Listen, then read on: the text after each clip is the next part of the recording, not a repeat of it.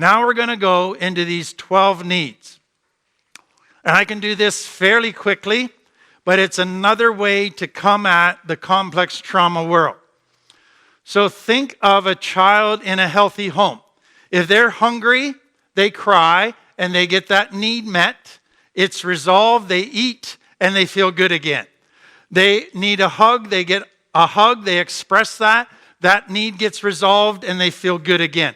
In a healthy home, all the needs, that physical, emotional needs, are met, resolved, and they feel good again.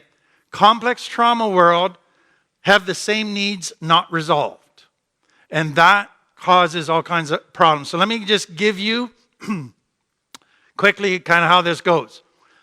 So need number one, or how we're wired or what we're driven by, is a pleasure thing. So the brain is wanting a positive emotions. The brain doesn't want pain. It wants to avoid that by resolving pain, okay? So I don't know if you ever thought about how much pleasure guides the decisions of your day. When I go home tonight for supper, I will not be asking my wife for liver. That's just because that's no pleasure there. I will want to eat something that gives me pleasure. So when you spend how am I going to spend my Friday? Pleasure becomes part of many decisions, okay? Secondly, physical needs, food, water, shelter, that is all there. Third, we now come into relational and emotional needs that are connected. Some are connected to physical needs. So somewhere around 11, 12, 13, this sex drive comes awake. And so we now have this sex drive. And then at some point, for most people, that morphs into, I want children. I want to procreate. I want a family of my own. And that drives us with a lot of force into the decisions we make in life. Then within those come relationships. So the relationships, every little child gets to a place where they want a friend. Somebody to play with after school. So you have a friend. And then you hear children that want to fit in. They want to belong. They want to feel part of. That's built into us. That connection piece, attachment, is so powerful. And then they just don't want a bunch of casual friends. They want to have a close friend.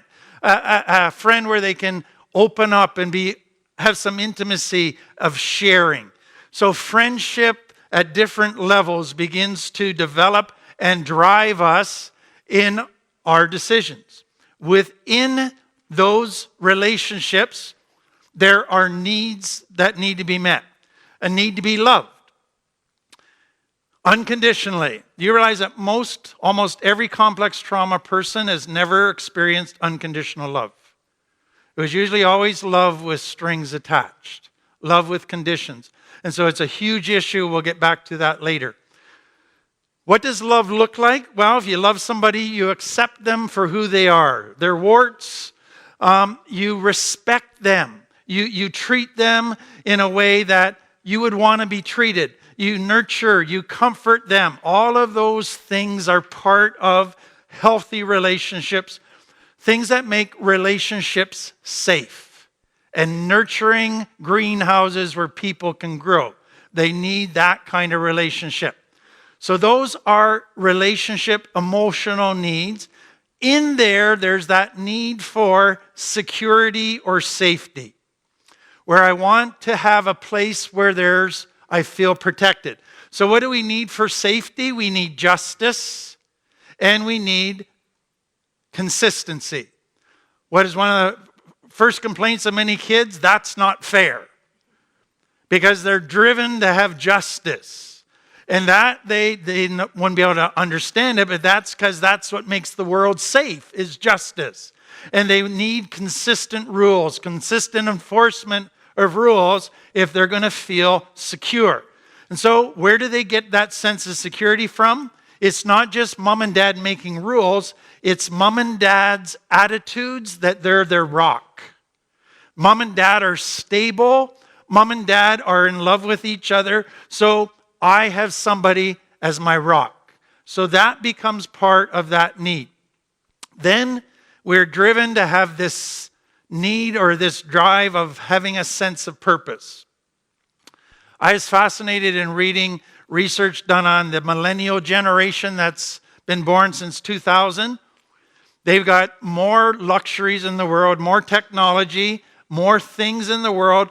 And the thing that stood out is they predominantly all are saying, what's my purpose in life? Why am I here?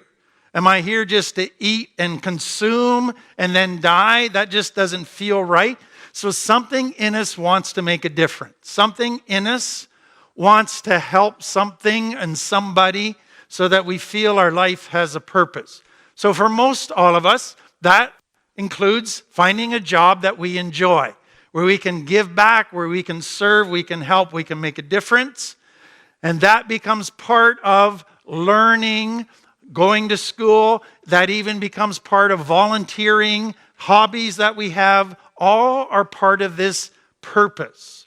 And we need to feel within that a sense of that we're valued. We have something to offer. So let me just say, stop there for a minute. Complex trauma. The child is given a message, you do not have value. That's why I don't spend time with you. That's why I abuse you. That's what the children are internalizing. I have no value. So what they're believing is I have no value in what I am. Therefore, my value must come from what I do. So they become a human doer, not a human being. And that becomes the basis of what gives them value. So I have value because I have a great body that everybody likes. I have value because I'm really good at this or I'm really smart. So their whole value comes from the external world, what they can do. And that sets them up for problems because we need to have value just for being who we are. And they don't get that. So that's that one. Then the next, we need lots of work to feel fulfilled, but we also need a balance of rest and relaxation. We can't work 24/7, we'd burn out. So we need to find how to balance working hard with rest, stress-free, getting a break once in a while. Next one, something in us is drawn to beauty. So when people are looking for where to go for a vacation, Manitoba often isn't a high on their list place. It's the mountains and the ocean and the White Shell area because it's so beautiful where you see the sunsets, etc. We love art. We love travel because of beauty. We love beautiful looking people. That we're drawn to that. So follow along. You see how if the need for beauty is met, it gives you a sense of pleasure. It goes back to that first need. If you feel accepted, if you feel a sense of purpose, it creates a sense of pleasure. So each one of these needs, when met, gives a satisfaction, a sense of pleasure. Okay, then the next one, something in us is drawn to a wow experience or that sense of awe. So think of your children for the very first time when you took them to the Forks to watch the fireworks. Their eyes are as big as saucers and they're like, wow, and they couldn't talk for a while because they're just in this state of awe. And then once they got in the car to go home, all about the fireworks, when can we do this again? When can we do this again? And you take them back, and if you took them to watch fireworks every night for a month, what would happen on the 30th day? Boring. Can't we do something that's fun around here? And so what you find is we're drawn to a wow, but to get the same wow, we need a bigger experience. And so that's why we get the adrenaline junkies, the adrenaline rush people that do the bungee jumping, the extreme sports, because they get off of almost killing themselves and they're so jacked and they go, oh, let's do that again, because it gives them that rush. So that's in us. And that's important. And then I think there's a spiritual dimension. I think there's a part of us that people feel this need to contact something bigger than us, outside of us.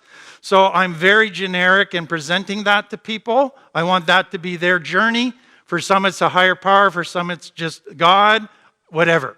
But there's definitely something there. Okay, before I take you to the 12th one, If all of those 11 needs are being met consistently in a child's life, they feel a sense of completeness, contentment, satisfaction. Okay? But if one or more of those are missing, they feel discontent. They feel like there's a hole in their heart. They feel like something's missing. They don't know what it is. They just know something's not right. It's kind of like the sensation of thirst. It's there. You just feel it. It's driving you. So that leads us to the 12th need, which is there's something in us that needs to feel whole. There's something in us that needs to feel contentment. And the brain cannot relax if it doesn't feel contentment. So that's the key piece I want you to get. If one or more needs is not being met, your brain doesn't go to sleep. Because it's trying to find solutions so it can get back to contentment. So it's looking for options. And so what addiction is the brain trying to find a solution to not feeling whole. It doesn't know that it needs to meet all these needs.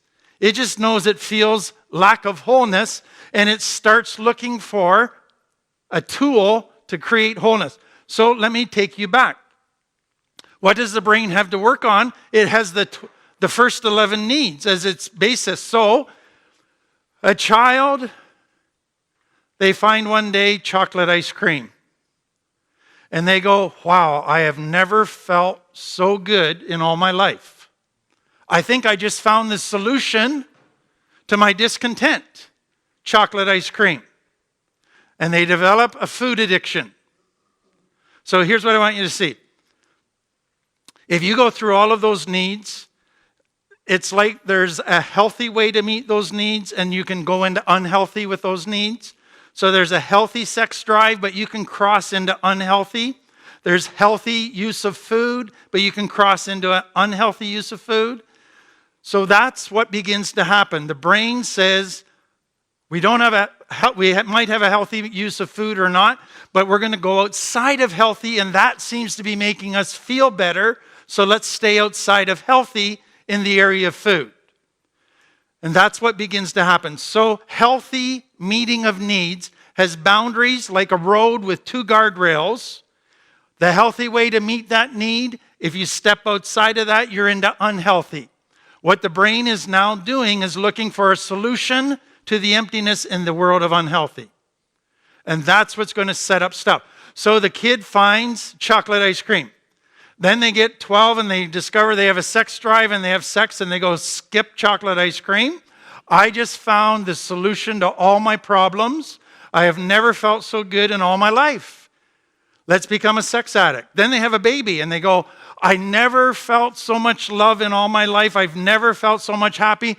Let's just keep popping out babies and getting the love until they get 2 or 3 years old. And all of that changes. So what I want you to understand is this. If you go through that list of the first 11, long before people found drugs and alcohol, guess what they'd already done? Become addicted to meeting needs with the wrong thing.